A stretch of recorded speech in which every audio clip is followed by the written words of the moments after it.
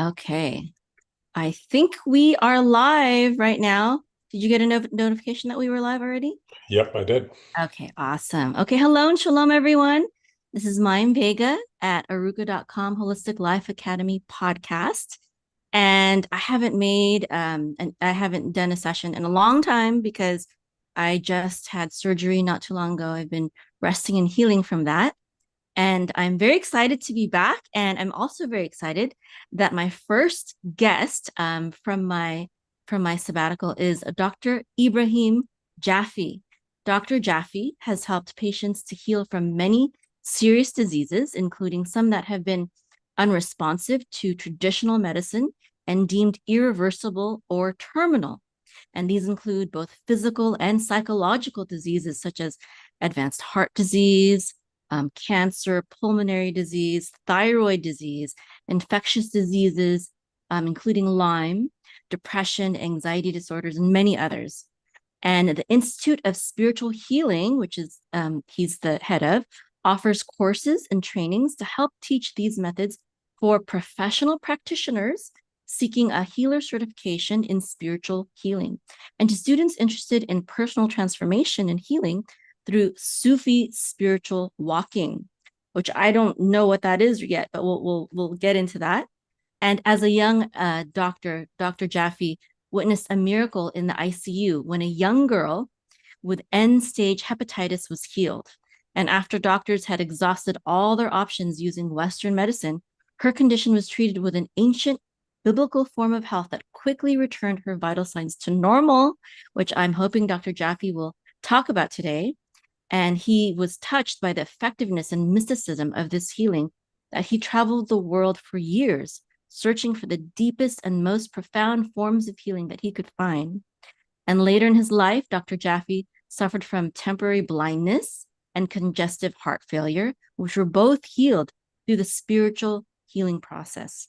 So his personal experience of this process has fed his passion to share it with others. And after studying and witnessing healing from many spiritual healing traditions, including Hindu, Kundalini, homeopathy, Tibetan medicine, Japanese, Zen, even Philippine surgeons, South American shamans, Hawaiian, kahuna, and more, Dr. Jaffe discovered the spiritual healing of the Sufis. And he found that the Sufi healing led to what he believes is the deepest inner transformation of the heart and soul and addressed the most subtle and hidden forms of disease. For this reason, he chose to apprentice for 20 years with one of the leading Sufi masters and healers of the century, Sidi Muhammad al Jamal, guide of the Shadi I hope I'm pronouncing that right, Sufi way. Shadalia, Shadalia. Shadiliya, okay, Sufi way. And through his apprenticeship, Dr. Jaffe's own illnesses were healed. As he mastered the deep teachings of his guide, Dr. Jaffe was recognized by Sidi as a Sufi murshid or guide and a master Sufi spiritual healer. He was given ijaza or permission to teach spiritual healing and Sufism worldwide. In the Sufi path, he was officially given the title of Murshid Murabai Ruhi, if that's pronounced correctly, which is Good. a guide and caregiver of one of the highest distinctions for guiding people towards the world of unity and enlightenment and healing. And Dr. Jaffe is a prolific speaker who brings forth a message of hope, healing, peace, and oneness for people of all faiths through the tenets of Sufism and the understanding of spiritual healing. He speaks on many topics, including Sufism, spirituality, and spiritual healing. And he also speaks about healing the blocks to manifesting our inner brilliance and finding and developing true spiritual and loving relationships. His healing work has also led to deep understanding of how to heal conflict and bring peace. His goal is to provide spiritual healing and guidance for people seeking to heal or transform their lives, illnesses, or organizations. Dr. Jaffe earned his medical degree as a general practice physician from the University of Illinois. And in addition to being recognized as a master healer and teacher with a Sufi tradition, he has studied and traveled worldwide teaching advanced energy healing, an etheric approach to diagnosis and healing of illness, including teaching at the United Nations and Harvard Divinity School. His training also includes certification in electrohomeopathy according to Valls, if that's Right. pronounced correctly, That's right. Good. by Fuller Royal Medical Doctor. Is it medical doctor Academy. Yeah, he's a doctor. academy, and 2.5 study in classical homeopathy, and Yeah. certification in healing through raw foods by both the Hippocrates Institute under Anne Wigmore and the Optimum Health Institute. So I that's just brilliant. It's very colorful background there. He commented on my background earlier, and I said, "Well, your professional background is equally or more beautiful than my virtual background." Oh, so nice. She's so nice. So, assalamu alaikum, Dr. Ibrahim Jaffe. Alaikum salam and shalom. Glad to be here. Thank you so much for honoring me and my audience with your presence today. And I when I was first approached by your team member, I was a little bit I am very interested in Sufism because I study Kabbalah, and I know that there are many parallels between Sufism and Kabbalah. I was listening to one of your lectures today, actually, and that was just the things that you were saying. I was like, yes, that's part of Kabbalah as well. Yep. And I'm just for people who don't really know about Sufism, could you just please explain a little about that? Well, maybe I'd take a moment to start with my history for a minute. Um, Many years ago, after traveling all over the world, and I opened my own school of healing and enlightenment, actually healing first and then enlightenment later. And I went to Europe and I was starting the school, which was up in Italy. And the first hour, the first meditation, as I said, okay, we're going to open this school tonight. In the inner world, the light that came in was the most beautiful gold light I'd ever seen. Imagine the most refined thread or clothes you've ever seen in your life. It was so beautiful. I couldn't believe it. I'd never seen anything like that in my life. And I was looking at this light, just kind of awed by it, when the center of it began to melt. And as it melted into white light. And then all of a sudden, a bunch of Hebrew letters appeared. And in the light, it said Allah in Hebrew. And that was actually how this whole thing started for me. Because at that point, I'd been doing healing and energy healing and Tibetan healing, chakra healing, all that type of stuff. But that was the beginning of what was real spiritual healing, which is, healing through God's names and God's light. That's the real spiritual healing. So shortly after that, I got very sick. That's when I got congestive heart failure. And I was trying to heal it through the system I learned. And that's when I met the Sufi master, Sidi. And he took one look at me within maybe 15 seconds, and he said, he didn't know me, but he said, you're dying. And I said, I know I am dying. The doctors told me I had 6 months to live. And he said, do you know why you're dying? And I said, no, tell me. I'd like to know.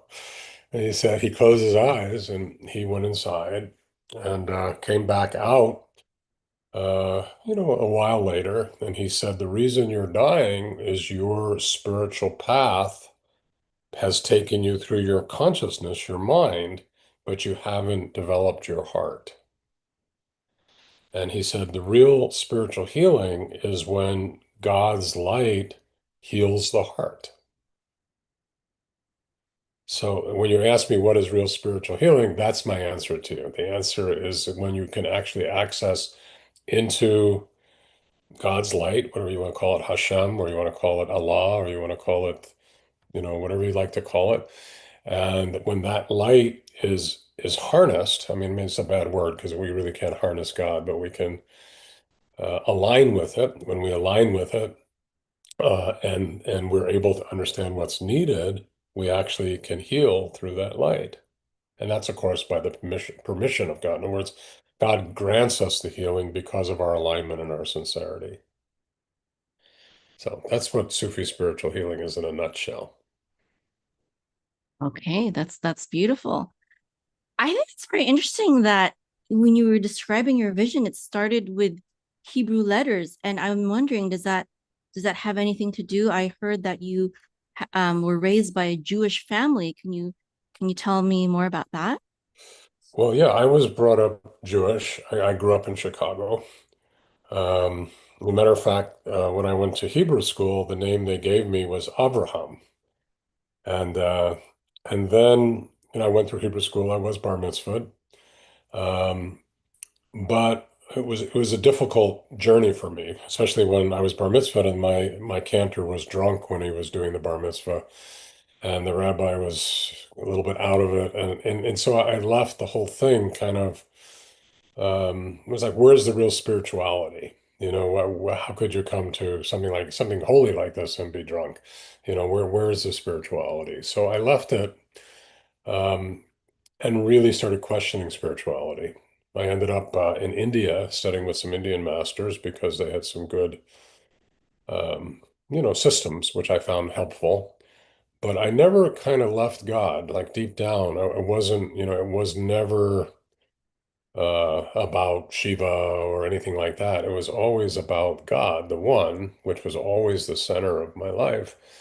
And until I met Siddhi, who was Sufi and Muslim, I really hadn't returned to, being Jewish or even monotheism at that point. But when I met Siddhi, he started showing me like all the things that I had wanted to know in Hebrew school, like what were the Torah? Was it really about? Not just the words and not just kind of the outer meanings, but what was the inner spiritual meanings? Well, I always knew there was something hidden. I always knew it. I could feel it, but I wasn't getting it. I wanted that inner reality, not just the words. So when I met Siddhi, who was a Sufi master, he started, his stories were the same stories. They were all the same stories I'd heard in Hebrew school. It was all the same things I'd heard, through my whole life, but from a different slant. It was like, well, what's the inner meaning of why Moses faced the Pharaoh? What was the inner meaning of Exodus? What was the inner meaning of the story of Joseph and his brothers and why they threw him in the well. And what was that all about? And what was it there to teach me or us as human beings? And that was very, very attractive to me because that was what I had always wanted to know from the very beginning. So without ever knowing anything, he gave me the name Ibrahim, which is Abraham. So from both sides, I ended up in the same place, which was the name of Abraham, which really is the father of both the Judaic and the Islamic traditions, which for me, I carry both of them very deeply in my heart. And for me, they're brothers. And so it's very hard for me when I see them fighting because I really feel like we have two brothers that are just fighting with each other. I don't like to see that. Okay, wow, this is so interesting. So technically, would it be correct to say that you are both Jewish by birth and Sufi Muslim by choice? That's correct. Okay. That is correct. Although I would say on the deeper level, what I really am is somebody who understands the oneness of God and its manifestation in different forms. Okay. That's great. If you don't mind, when I was listening to your talk earlier today, you were talking about how when the divine wants to make a shift, he creates an anti-shift. And I That's thought right. that was a very the way that you described it was very profound. Do you think you could talk about that right now? Well, anytime God wants to bring up a teacher or a messenger or a prophet or even a saint or a friend of God, any of those, that you need an anti-force to launch the goodness. In other words, for example, when Christ wanted to be, he had to have an antichrist. When Moses was coming out, he needed the Pharaoh. there's always an opposite force because the polarity is, this existence is polarity. So you need the positive and the negative. They come together, and in that, they launch essentially the presence of God as it manifests through a teacher. Okay, so it will always be there, and that every teacher who reaches, high levels of consciousness, there's always an anti-force, always. And that's part of what the teacher's challenge is. They have to walk through the anti-force. In other words, whether it's sometimes it's slander, sometimes it's negativity, sometimes it's hate, but they have to go through it to be able to find that place of unity, oneness, and peace in themselves so that they can manifest what they've come to do. Okay, thank you. Now, when I was listening to you speaking about that, I was also thinking about shifts in our personal health and wellness and well-being, Okay. sometimes to improve our own health and wellness, Yes. the health and wellness of our entire soul, our whole selves, not just our physical selves, that they're often anti-shifts, as you call them, which usually I think manifest themselves in the form of disease, or oftentimes manifest themselves in the form of disease. Yes. Do you? Well, like, yeah, we can talk about that. If Allah, I say Allah, we could say Hashem if it makes it easier for your audience. I don't know, but when you have every soul is here to come back to God. This is a journey back to God. We come into the body, and all of us are being returned into a state of oneness.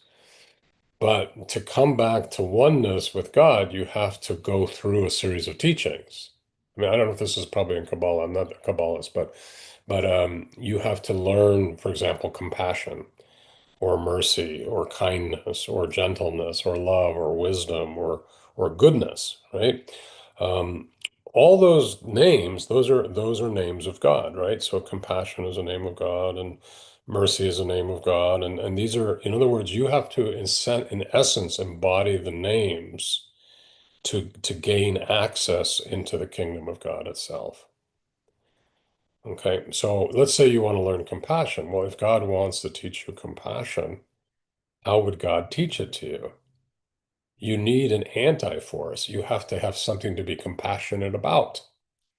So if something comes in, let's say you're a mom and you have a child who's, has some kind of disability, okay, and then initially you don't even want the child, but then through being with the child, you learn to love the child and respect the child and honor the child and care about the child. You've learned compassion for that child. So the negativity, you could say, which is sort of the anti-compassion. Initially, you didn't have compassion, but then through that learning, you learn compassion.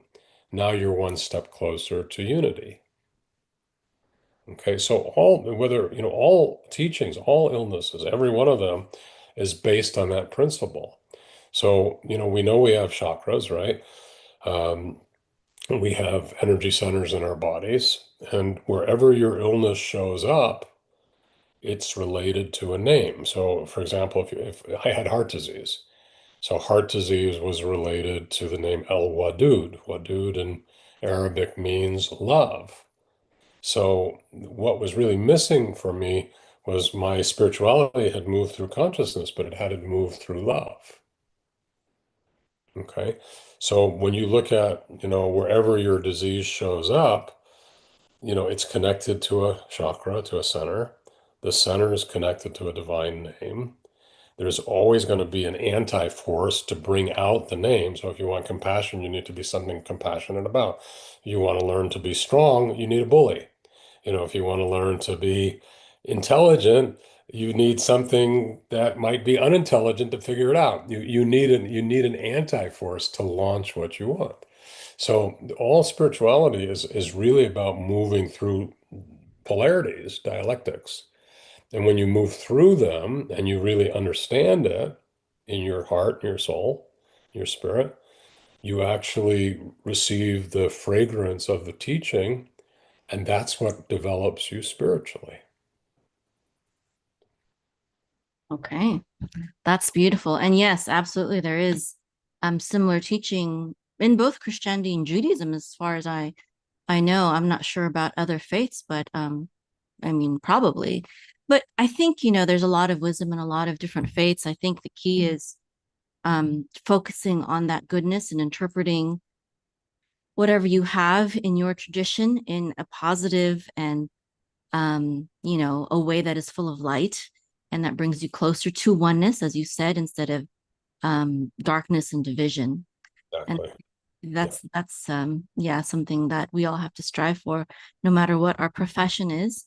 And also want to say that I'm very sorry that you had that experience in your childhood, but and I feel like I had maybe a similar kind of experience in Christianity, which is why I personally turned to Judaism, and I also had some the very knowledgeable teachers in the Jewish faith who are don't really represent probably the majority of Jewish leaders and rabbis out there. And I think that's the challenge for every religion is you were saying there's a name of God, associated to each part of our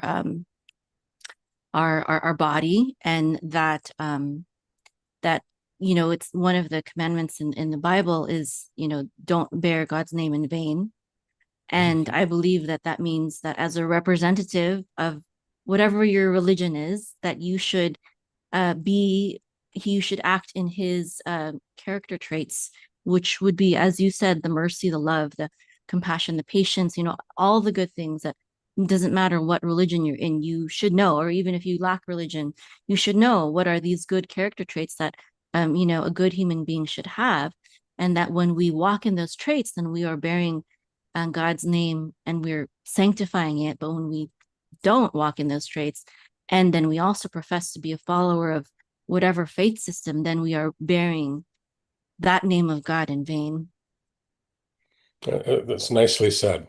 I mean, I saw an interview just last week or so where they had, Ibrahim Shahori, which is that African leader that's rising up right now. And I never remember the name, how it's one of the African countries, but he spoke with the Pope. The Pope actually came down to speak to him about Christianity.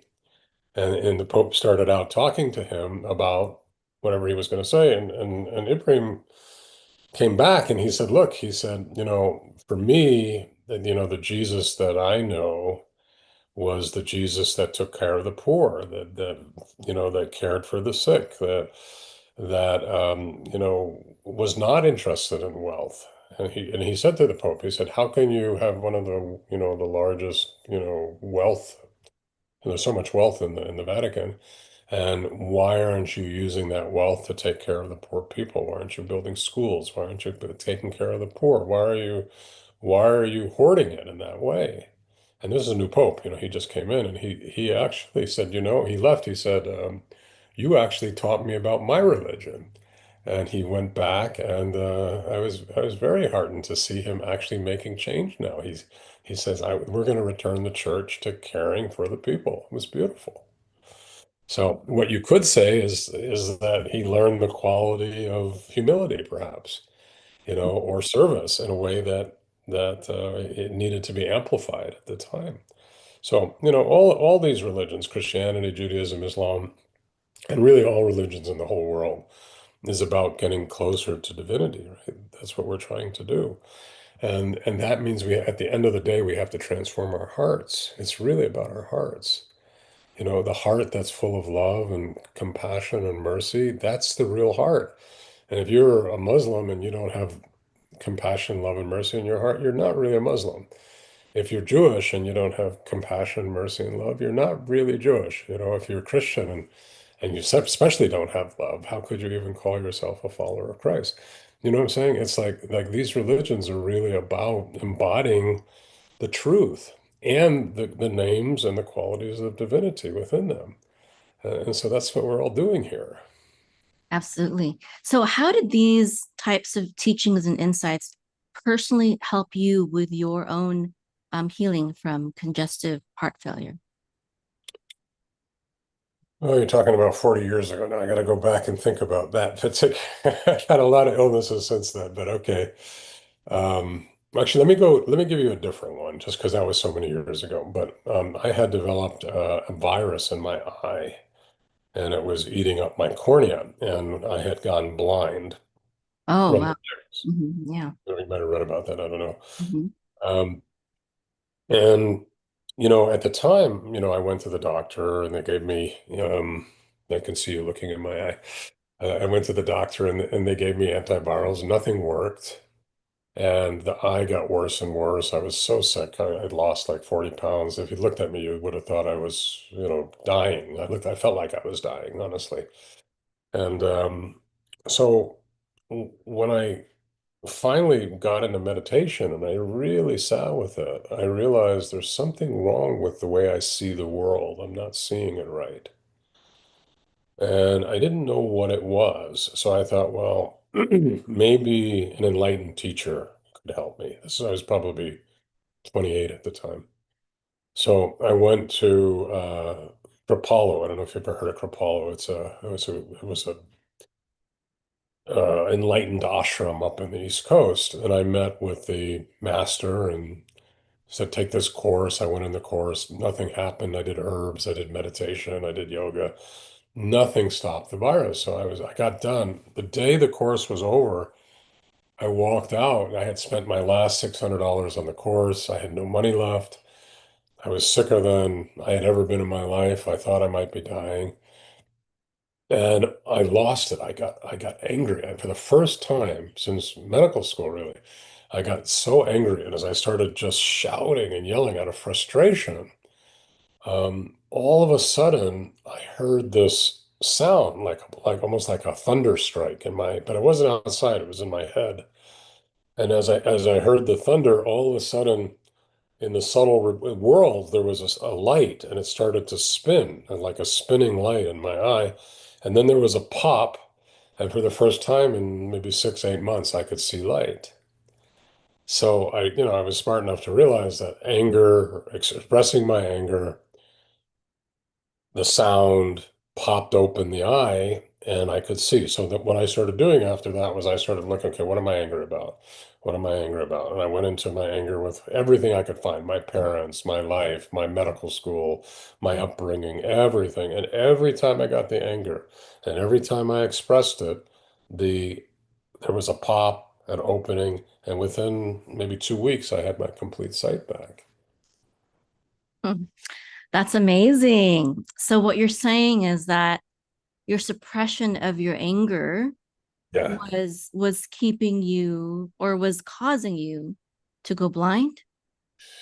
I didn't want to see what I was angry at. I didn't want to see that I was angry at my father. I didn't want to see that I was angry at going through medical school and having, honestly, to hurt people. Because, my first day when I went, I started out in Champaign-Urbana, which is down in Southern Illinois, but I transferred up to Chicago. And the first day of my class was pharmacy. And I walked in, we're 300 people. We had the largest medical school in the country at the time. So we were all kind of hanging out in this big auditorium, and I walked in and I met the teacher right away, and he walked up and he had this massive New Zealand rabbit. These are like some of the largest rabbits in the world, and I love animals. So I said, oh, that's a beautiful rabbit you've got. He said, oh yeah, wait till you see. And he picked up a stick. He had a large stick with a rabbit's foot on the end of it, and he said, well, just watch. Okay, so I'm all excited. What's he gonna do? So I could sit down in the front row. This first day of medical school, he picks up the rabbit by the neck. He takes the stick. He hits it over the head. He kills it. He cuts out its heart. He puts it on like a, I don't know what it was exactly, something where it kept it alive with electrical stimulation. And he started teaching us about pharmaceutical medicines and how they affected the heart. Well, that was my introduction to medicine. Hmm. You see, and then what that did to me was it brought up a lot of anger because for me, even the animals needed to be respected, and that there was no need. You didn't have to teach it that way. You know what I mean? And so those were the things I was processing through my heart, which as it healed and it released, then I could see what I was angry about. And as I saw, my eye returned. I got my vision back. Hmm. That's very interesting. So how do you think a normal person could Yeah. relate to that story, or what lesson could, an outsider gain from that? Okay. Well, everyone, I mean, most of us have gotten sick, right? Mhm. And I mean, I don't know anybody today who hasn't because it's a very toxic world. So we're all getting sick more than ever.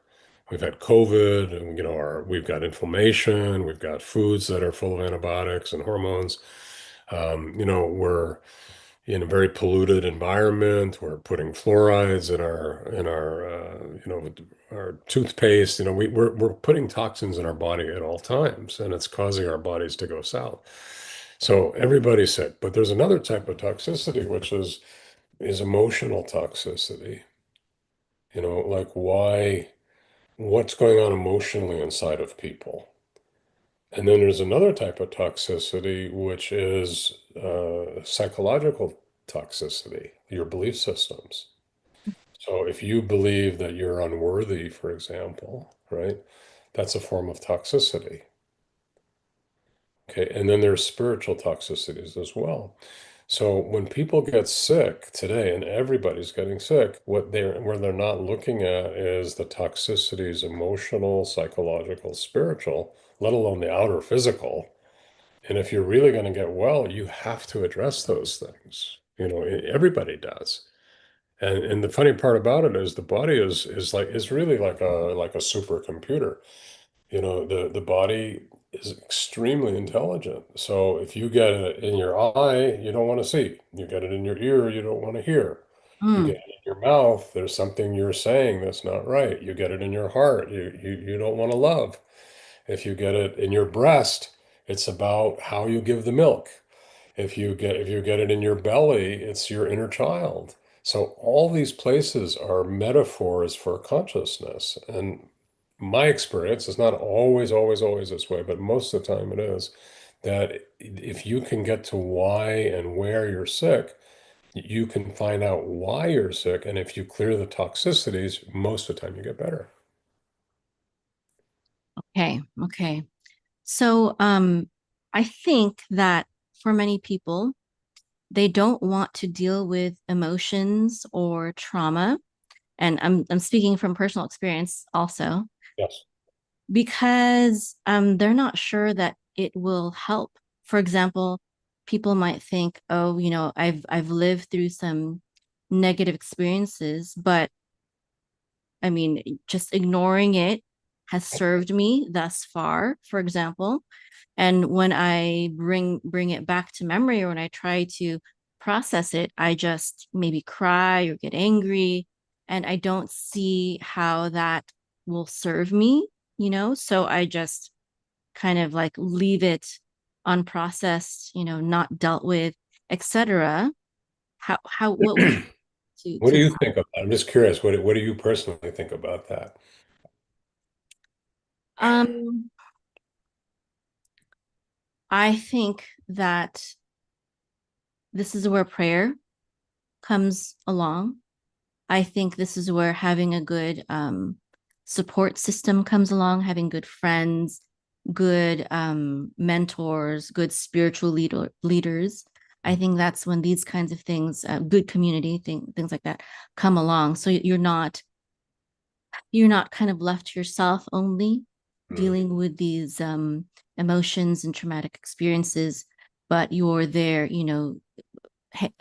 doing it with a divine power, with trusted family and friends, with a spiritual guide that you trust, etc. And when you do it in that way, then it can be productive instead of leading you down, a rabbit hole that you don't want to get into. yeah. I think that's fair. Um, I mean, first of all, you've always got to hold illness. in light and love, So if you're sick and you don't have a connection to God, or you don't have friends in love or family in love or somebody that you trust, a guide, then you're kind of floating out there in the ocean by yourself, and that can be really scary. So you really do need support and you need friendship and you need love and you need connection. I 100% agree with all that. I think one of the problems is that people, though, often they want to bypass. So by having a friend and having all these things doesn't mean that you can bypass what's going on inside of you. You see, because it might work. Once in a while, if there's enough love, there's enough care, the people really heal, and it does happen. But my personal experience is that's very rare, maybe 5% of the time. Maybe, most of the time it's a combination. You need to have all the love and all the light, but you also have to face yourself. Why are you crying? What's the wound inside of you that you're crying about? Why are you hurt? My experience is that if we get the person surrounded by light and then we get them to face what's inside of them with the light and they work through it, those are the people that heal the best. And I've seen that. I've been doing this for 40 years, and that's across the board for 40 years with every single illness I've ever seen across the board. Okay, so what is the difference then between that which you are describing and, for example, therapy? Well, therapy a lot of times can be similar, but therapy is very often from the mind. So when people go to a therapist, they're kind of working through their mind. But the emotional things therapy doesn't always get, although today more and more they are getting it. I agree. And then to bring the emotions into the body, to actually be able to move it into the body, like for example, let me see if I can give you an example.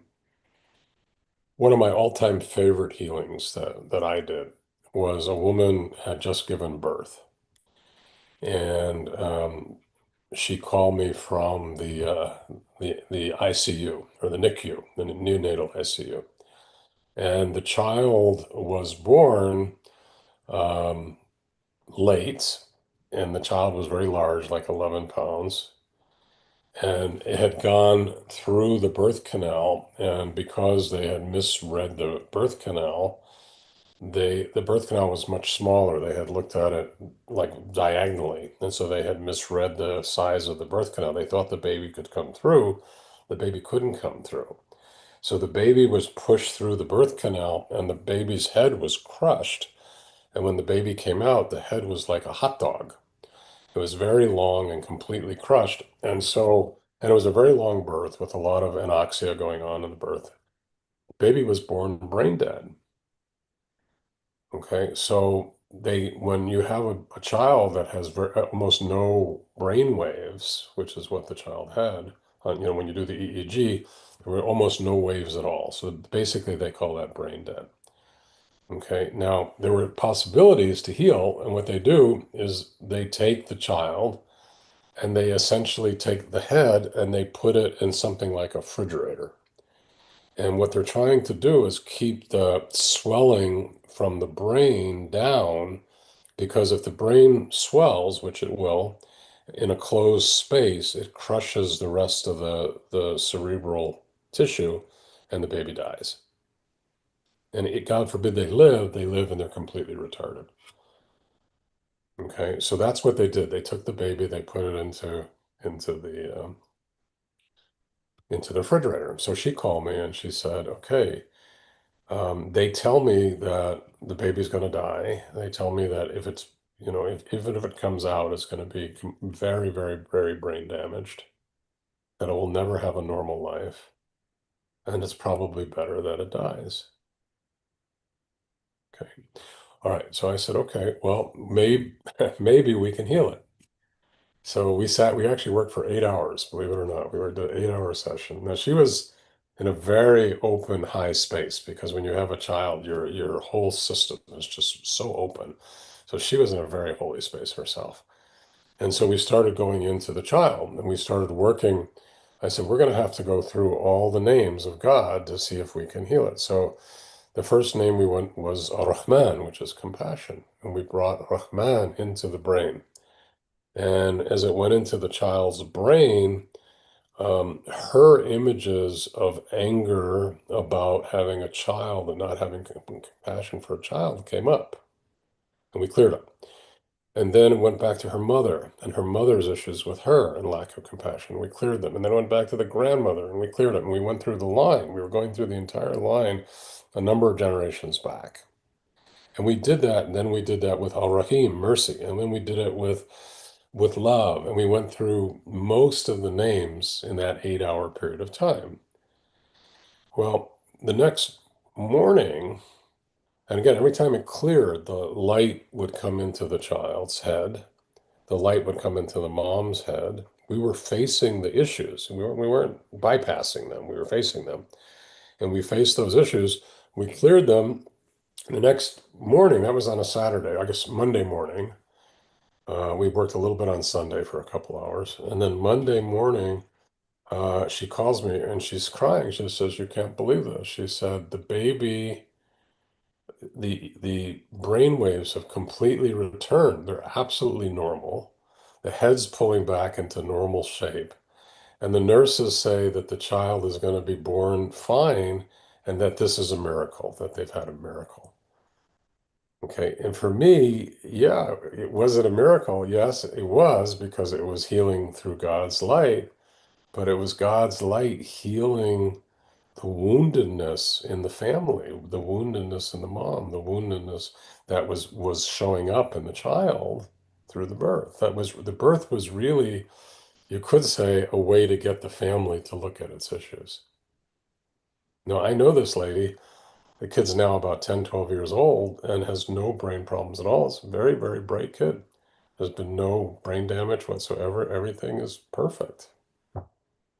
Okay. That's a great testimony.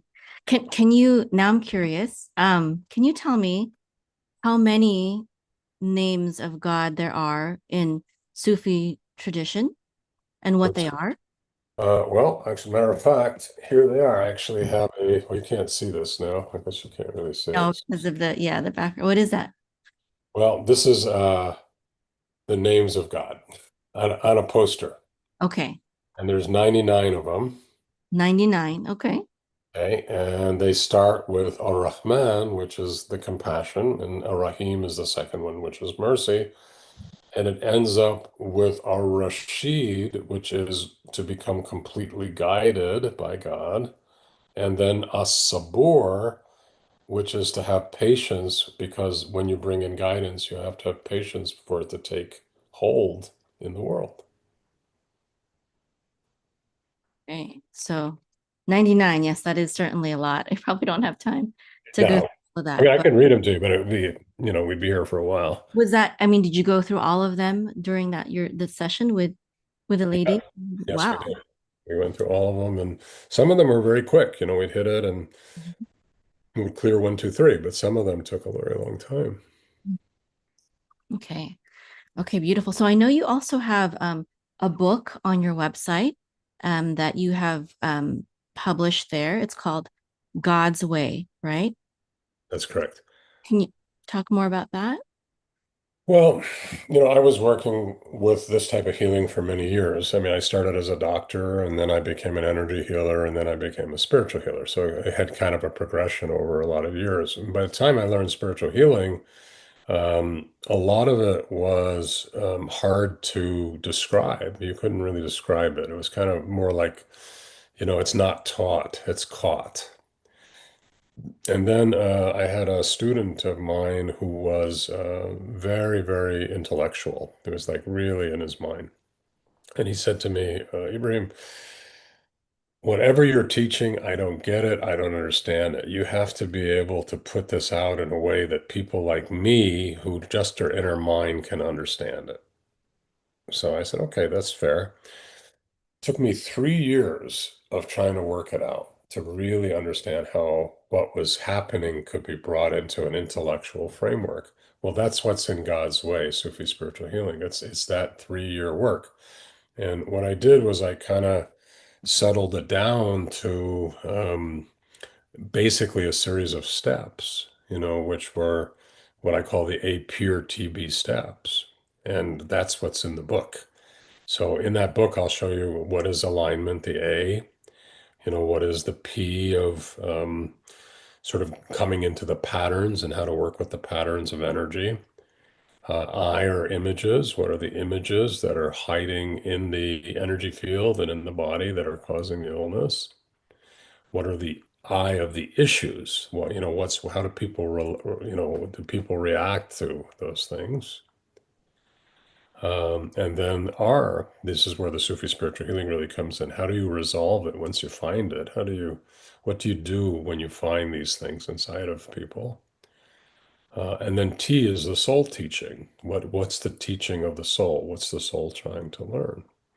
And the final step is B, or beautification, which is how do we change not only somebody to become compassionate, but how do we actually take on the compassion of God? How do we learn to be compassionate like God is compassionate? That's beautiful. The beautiful names are when we become Al Rahman, when we really have divine compassion. And if you can take that on, then you get very close to your God realization. You become close to your divinity. How are you doing with all this? Are you doing okay with all this? Yeah, it's very beautiful. It's very beautiful that what you describe and how you put that together. I was about to ask you about the I'm sorry, I don't know how to pronounce this. You said it, a pure TB. Is that how you pronounced it? Yes. Okay. Yeah. So there's actually two I's, right? APIIR dash TB. Yes. Okay, that's great. So what do you do now? How are you serving humanity now? You're no longer practicing conventional medicine, right, for a long time now, right? So what can people how can they connect with you and how do you help humanity now? Well, personally, myself, what I'm really looking at doing is trying to heal the world. So it's gone from individual healing more into global healing. Now, I still do, and I do probably 10, 15 sessions a week, and I love doing it. And mostly, I work with people all the time, but my real interest is how do we stop war? How do we stop what's the source? Why is Russia and Ukraine? Why is Israel and Palestine? Why is Somalia? What's going on in people's hearts and souls that they're willing to go to war? And how do we heal that? Because healing is about bringing love. It's about bringing unity. And when you have war going on, you have people that are destroying each other because they forgot to love. So at the core level, that's the highest level of my work is trying to bring peace and bring love and healing. And by the way, I'm not the only one. I'm noticing that in many, like for example, one of my good friends is one of the heads of the Maharishi Mahesh Yogi movement, TM, and he's a doctor. So what you're seeing is you're starting to see healers rise up to the top of spiritual organizations because this is a time when the world needs healing and people need healing. So the first thing is how do we bring peace on our planet? The second thing is it really starts with the heart of each person. So if a heart is carrying rage and hatred and anger and fear, it will become violent. If a heart can be brought into love and safety, it will move into a nonviolent state of being. So we have to change the hearts of humanity. So for me, that's the second level is how do I really work with people, with groups? How do we reestablish love when we're so polarized on the planet right now? Mm-hmm. And what do you think that the answer to that is? I think it's through purification of the heart and connection to God. I think that if people could really learn to connect to God's light, I call it unity light, be able to anchor that light in their heart, they'll start to find the light and the love inside of them. And then if they can find the woundedness in them, these collective wounds, there's major collective wounds going on the planet right now. For example, the American Indians as a whole in the United States have been so wounded, and there's so much alcoholism and so much negativity because of essentially what's happened to them. And you could go into almost any country on the planet right now, and you see woundedness. So we have to bring in the light and the love. We have to teach people to remember love. We have to set principles that love isn't about hurting people or killing people. Love is about joining people together as brothers and sisters. Even when you may hate people, the hatred, astaghfirullah, can be changed. You have to work on it, though. You have to change it. And then eventually, if you really work on it, the real love comes out. And that's the real goal. So collectively, I'm working on it on people. I work on it myself every day. Wherever I go, I see somebody, you know, I'm a physician. I see people killing each other all the time in the emergency rooms and things. And, it takes a lot of compassion to be able to carry that, and to be able to not go into hurt or hatred, but to go into mercy and to go into goodness and to maintain the light, even when you see horrendous things show up right in front of you. It takes a lot of work to transform yourself. So we're all working on it. Yeah. All right. Well, our time is up, but I have enjoyed very much speaking to you this past hour. And can I just invite you to say some closing thoughts and words before we go? Yeah, I would be happy to. So just a couple things for your listeners. The first thing is establish your connection to God, to the divine, to Hashem, to Allah, to the Father, whatever your way of carrying it, but make that connection not just something where you worship it, but it becomes a living presence inside of you. Well That's- said. Thank you so much. Okay. Okay, shalom. And if for anyone out there, if you'd like to learn more about Dr. Ibrahim's work in spiritual healing, you can explore his book and his website at drjaffemd.com, DRJAFFEMD.com. Perfect.